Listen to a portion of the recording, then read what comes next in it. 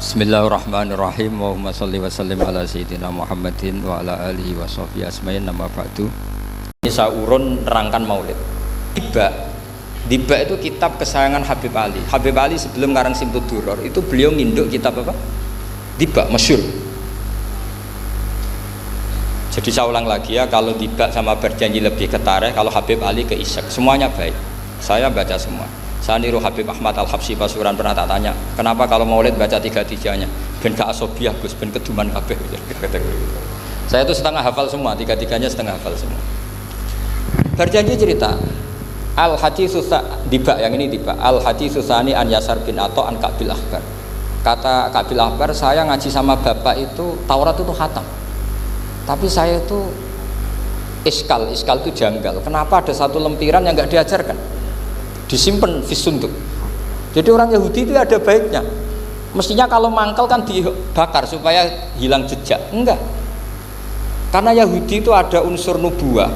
Karena babanya Yahuda bin Yakub bin Ishak bin Ibrahim. Tapi Yahudi yang orisinil ya. Saya berkali-kali ngaji bilang Israel itu kalimatu madhin, pujian. Sehingga Israel disebut wa ani faddaltukum alal alam, itu Israel yang bani karena ada gennya Nabi. Kalau Israel yang sekarang itu nation, sebuah negara. Mereka ada yang Zionis, ada yang turunan Eropa, Amerika, terus Islamfobia. Itu beda Israel yang negara dengan Israel yang bani. Kalau yang bani itu ada unsur gen para apa? Nabi, sehingga ya bani Israel. Tapi kalau Israel sekarang nama sebuah negara, sehingga ketika Allah bilang ya Bani Israel itu khitabnya pada penduduk Medina. Kenapa? Karena penduduk Medina zaman itu banyak yang keturunan Nabi Ibrahim alaihis salam. Jadi Israel di Quran itu bukan nama sebuah negara, nama sebuah turunan, sehingga disebut ya Bani Israel, he anak turune Israel. Kita tahu Israel nama lain daripada Nabi Yakub bin Ishak bin Ibrahim. Ya karena memang saya nekuni ilmu. Kalau tadi yang Banjari kan nekuni suara, jadi suaranya bagus. Itu kalau nggak ditopang al-jamalul akli, logikanya juga bagus. Itu bahaya, nanti orang mau nyanyi tok. Nah ini tak bantu. Tadi ada al-jamalul sauti, kebaikan secara suara. Ini tak bantu al-jamalul akli, kebaikan secara makna. Ya mestinya keren al-jamalul akli, karena al-jamalul sauti itu penyanyi dangdut bisa. Semua penyanyi bisa kalau suara bagus ya. Tapi kalau maknani Diba itu kalau tidak orang alim tidak bisa. Wis tuku terjemahannya tetap ra paham, ra bakat itu.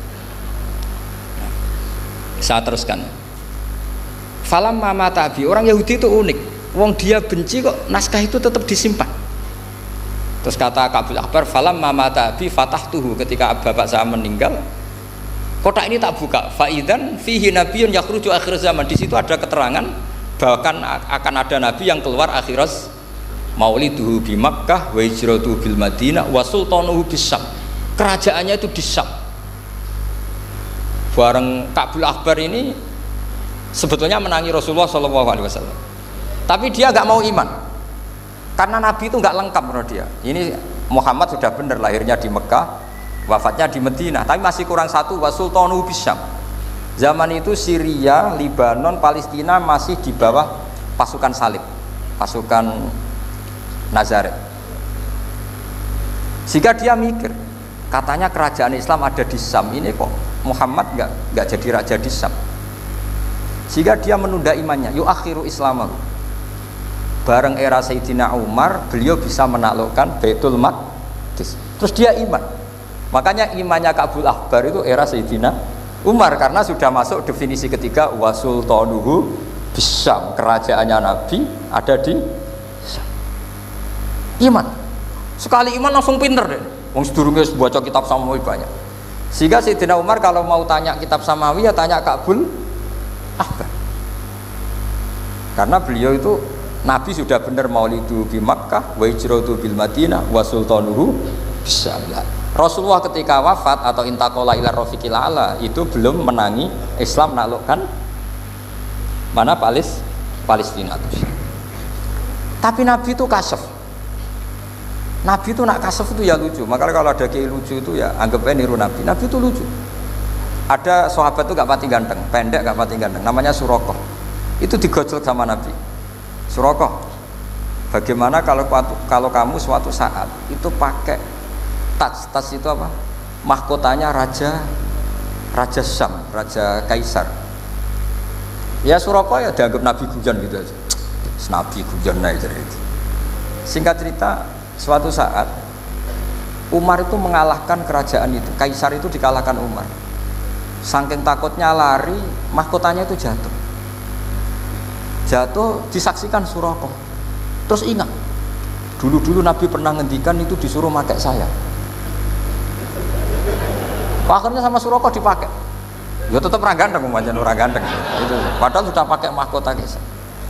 Barang setelah dipakai, kata Umar, ikhla'ha, itu dicopot, mau saya pakai untuk Baitul Muslimin, untuk Baitul Mal.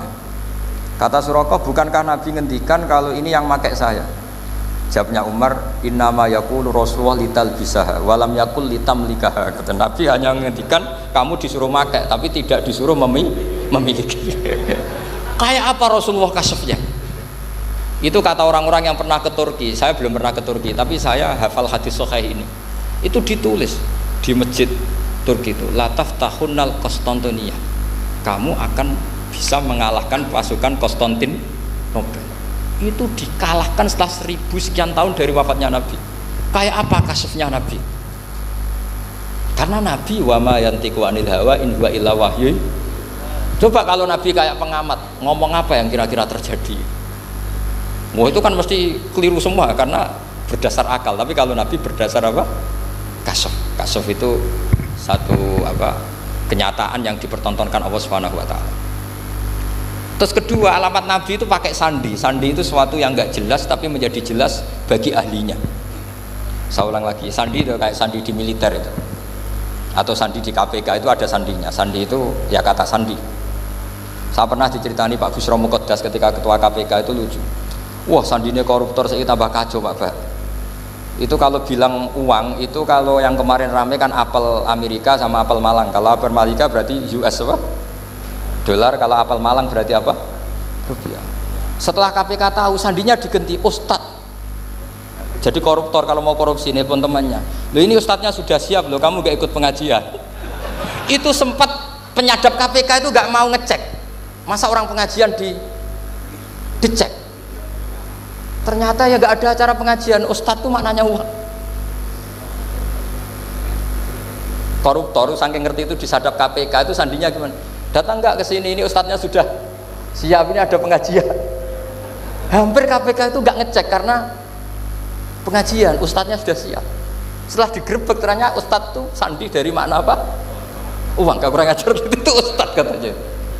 Jadi kalau di sini ditangkap KPK berapa ustadz ini sudah? Ada Habibnya lagi, ada Habib Muhammad ini. Nah, Salman Al Farisi itu pemikir, dia orang Persia. Di mana-mana orang Persia itu pemikir. Persia itu kalau sekarang ikut Iran. Itu dia ngaji lama sekali sama pendeta-pendeta itu. Kebetulan dia punya pendeta yang belum muharrif atau belum muharraf. Kalau muharrif orangnya, kalau muharraf itu kitabnya atau bukunya. Setiap dia ngaji sama pendeta dikasih tahu, terus kecewa beberapa kali, walhasil ketemu pendeta yang benar. Sudah, kamu tidak usah ngaji sama saya, kamu datang saja ke Yasrib, ke Madinah sana, Yasrib. Di situ Nabi akhir zaman sekarang sudah ada. Kata. Ini yang ngomong pendeta. Terus sandinya itu 3. Itu aneh semua sandi. Sandinya pertama layak balus sodaqah. Lalu saya tahu kalau itu Nabi gimana. Pas itu posisi di Babylon. Babylon itu sekarang ikut Irak.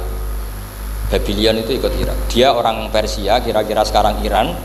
Terus dia kerja di Babylon. Kalau sekarang ikut Irak. Makanya ada yang cerita Nabi Ibrahim itu orang Babylon, berarti orang mana? Irak. Kemudian pindah ke Syam. Kemudian sempat hidup di mana? Makkah. Akhirnya datang. Beliau di Babylon diceritain. Terus beliau miskin. Terus ada kafilah dari Yasrib, dia bilang saya siap jadi budak Anda asal saya dibawa ke Yasrib. Akhirnya Salman jadi budak. Jadi budak, dia di Yasrib jadi budak. Demi penelitian tuh dia jadi budak. Padahal dia orang pinter sekali, namanya Salman Al Farisi. Setelah jadi budak, dia di Yasrib. Suatu saat dia kerja dapat ujroh itu upah. Datang ke Rasulullah.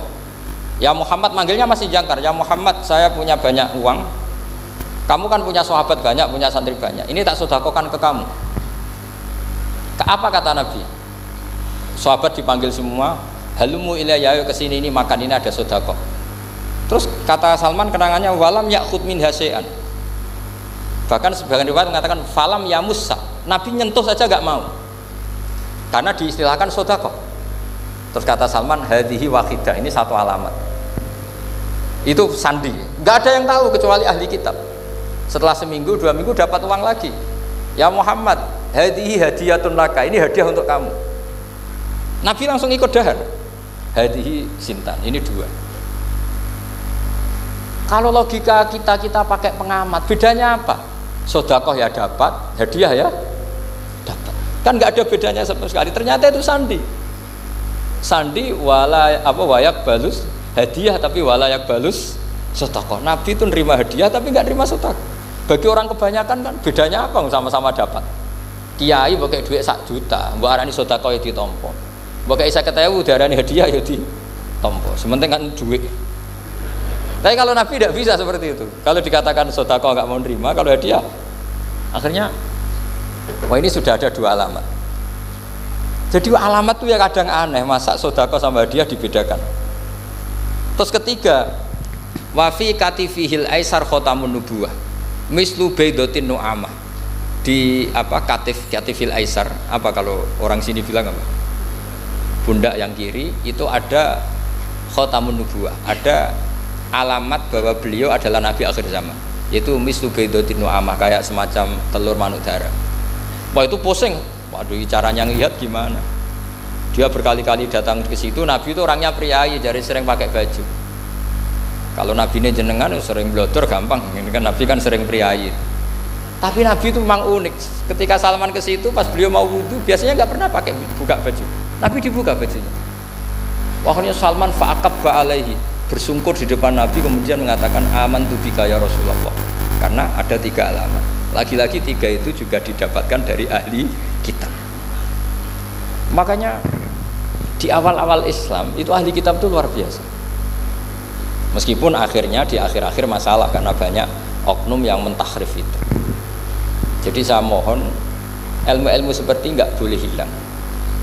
Jangan mentang-mentang orang Yahudi Nasrani sekarang sudah muharraf kamu terus anti sama sekali. Tetap ada sisa-sisa samawi karena mereka masih megang kitab apa? Samawi. Jadi kita fair saja. Yang salah ya salah, yang benar gini apa? Benar. Makanya saking fairnya Nabi, ini harus ditiru oleh semua orang NU, orang Muhammadiyah, orang apa saja. Nabi itu kalau menghormati satu ilmu itu luar biasa. Kata Sayyidina Umar, saya ini punya naskah banyak Taurat karena naskahnya menarik ya Rasulullah. Ada sahabat lagi cerita begini-begini. Jawabannya Nabi apa? La tusaddiquhum wa la tukadzibuhum. Kamu ya jangan bilang iya, ya jangan bilang tidak. Kalau kamu bilang iya, ternyata yang pas muharraf, yang pas sudah ada orisinil. Kamu bilang, wah itu bohong semua, ternyata ada yang masih orisinil. Kayak apa Rasulullah hati-hatinya? La tusaddiquhum wa la tukadzibuhum. Kalau sekarang enggak, orang ekstrim, pokoknya salah. Kalau tidak kita pokoknya salah. Iku ora ono hadise. Sing ono iku emosine, paham nggih? Jadi Nabi itu fair, kalau sesuatu enggak mesti ya la tusaddiquhum wa la tukadzibuhum. Kamu ya jangan bilang iya, ya jangan bilang tidak. Faqulu amanna billah wa ma unzila ilaina. Jadi ini kebanggaan kita terhadap Rasulullah Shallallahu Alaihi Wasallam. Terus persinggungan Nabi dengan Yahudi Nasrani itu unik. Terus diantara lagi yang ditulis itu wasallal kiblaten, dan Nabi pernah sholat di 2 kiblat. Ternyata betul. Kita tahu Nabi sholat di Ka'bah, ketika di Madinah diminta sama Allah disuruh sholat ke Baitul Maqdis, dan itu kiblatu Anbiya. Akhirnya orang Yahudi banyak yang iman karena sesuai definisinya wa annahu sholla al-qiblatin. Nah alamat-alamat seperti ini orang sudah lah itu dibak berjanji. Itu fasih betul menerangkan itu. Jadi saya bilang kalau Simtud Duror itu madainya isek luar biasa, brontonya Habib Ali. Sampai ketika beliau baca sholawat itu tidak kayak sampean. Sampean baca sholawat, sholawati sitok wis tanhalu bil uqadu wa tanfariju bil qurabu wa tuqdu bil hawa. Ijo sholawat sing kena nggo nyaur utang, nggo kabul kajate wonya gitu. Sholawate sekali permintaannya panjang gitu kan. Kalau Habib Ali enggak, makanya saya suka sama sholat beliau. Sholatan yattasilu biha ruhul musolli alaihi. Dengan sholawat ini rohnya yang membaca sholawat sambung sama rohnya Rasulullah SAW. Barokahnya sambung menjadi mencintai. Barokahnya mencintai wayuk tabu biha biinayatillah fi hisbi. Barokahnya mencintai ditulis termasuk umatnya Rasulullah SAW. Nah sholawatnya sampean kan enggak seneng tan halu bil uqad, semua problem hilang. Watan fariju bil kurab, semua kesusahan hilang. Watu bil hawajik kabul kajate. Watu nalu biro ghaib kasil sing seneng-seneng. Wis pokoknya sudah. Saya itu ya kadang iskalnya sholawat isi tok jalukane cek akeh. Ya tapi itu tetap baik ya. Piro-piro tawasule mbek sholawat ra Gunung Kawi ngoten mawon nggih. Jadi tetap baik gitu. Tapi ya ndak kelasnya yang sholatan ya taslubiya ruhul musolli alaihi fi. Ini sudah sholawat isek. Pokoke butuhe sambung Kanjeng. Nah, sampean butuhe kabul jadi ya tidak apa-apa lah. Piro-piro tawasul mbek sholawat ora mbek Gunung Kawi. Assalamualaikum warahmatullahi wabarakatuh.